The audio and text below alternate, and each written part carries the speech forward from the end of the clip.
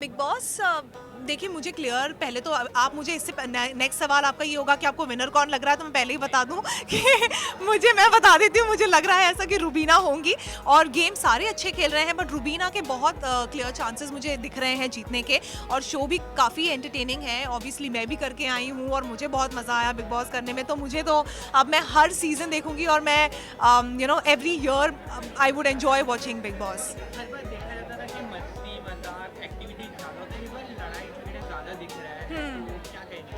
नहीं, वो हो जाती हैं लड़ाई झगड़े, हम प्लान नहीं करते हैं ऐसा, वो हो जाता है। बहुत इरिटेशन होती है घर में और इतने महीनों तक आप जब बंद होते हो और फिर आपसे बात नहीं करने के लिए कोई है, सब दुश्मन बन जाते हैं, then it becomes very irritating, बहुत अनोइंग हो जाता है वो घर।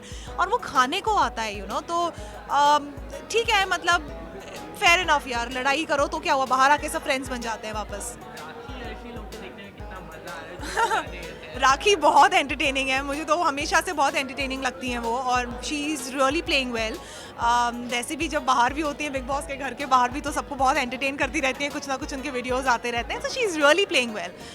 बाकी भी सारे अच्छे ही खेल रहे हैं बट राखी, बहुत फीडबैक लोगों का यही है कि शी इज़ एंटरटेनिंग एवरीवन।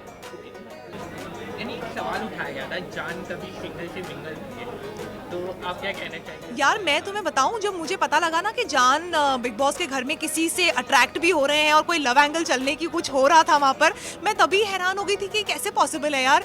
जान तो ऐसा है ही नहीं, बड़ा भोला सा है, मैंने तो उसको नहीं देखा है ऐसे, तो बड़ा स्वीट सा बेबी सा है वो। और ठीक है, मतलब प्यार तो होगा ही जान को, देखते हैं अब क्या होता है। तो फाइनली आपके फ्रेंड का न्यू एल्बम आ चुका है, तो कैसा लगा आपको देखने में?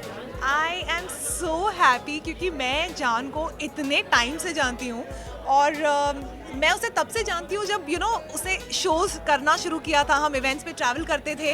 और सबसे पहला जो मेरा और जान का इवेंट हुआ था, वो पता है आपको किसने किया था? अब्बू मलिक का शो था वो। और अब्बू जी बहुत इवेंट्स करते थे, तो मैं और जान वहीं पे मिले थे, उन्हीं के थ्रू मिले थे और we became very good friends. और इतने सारे किस्से हैं हमारे साथ में, मतलब मस्ती के और ट्रैवल के, हमने इतने शोज़ उसके बाद भी किए। I am very happy for him because उसने बहुत ज़्यादा मेहनत की है और जब मैंने बिग बॉस में भी जान को देखा तो सबसे पहले मैं यही सोच रही थी कि यार जान कहाँ से आ गया, ये तो बड़ा भोला सा बच्चा सा है, ये क्या करेगा यहाँ पे, बिकॉज बिग बॉस तो इतना ईजी नहीं है वहाँ पर डील करना सबसे।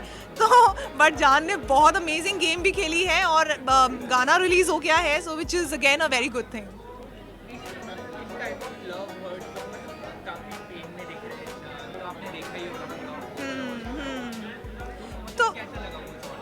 देखिए, उनके पापा भी जो है कुमार शानू जी, वो तो इतने रोमांटिक गाने गाते थे, कुछ गाने ऐसे भी गाते थे जो इमोशनल गाने होते थे। तो ऑब्वियसली जान में वो क्वालिटीज़ हैं, he can sing romantic songs, वो इमोशनल गाने भी गा सकते हैं। तो शुरुआत उन्होंने एक इमोशनल गाने से की है, इससे पहले एक और गाना उनका रिलीज़ हुआ था जो मैं जानती हूँ, सबको पता ही है।